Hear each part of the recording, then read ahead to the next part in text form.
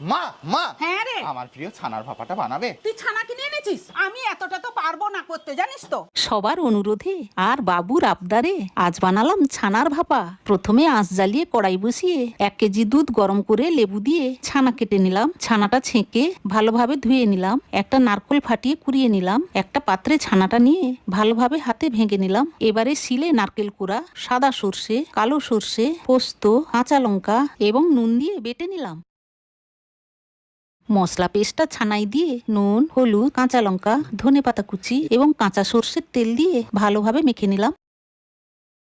একটি টিফিন বাটিতে ছানাটা রেখে ওপর থেকে অল্প পরিমাণ সর্ষের তেল দিয়ে ঢাকা দিয়ে গরম জলের ভাপে 30 থেকে 35 মিনিট ভাপিয়ে নিলেই রেডি ছানার ভাপা। বাবুরে, খাবি চলায়। তারপর গরম গরম ভাতে এই ছানার ভাপার সাথে মেখে সপরিবারে এই নিরামিষ পদে প্রাণ জোড়ালাম। দারুণ।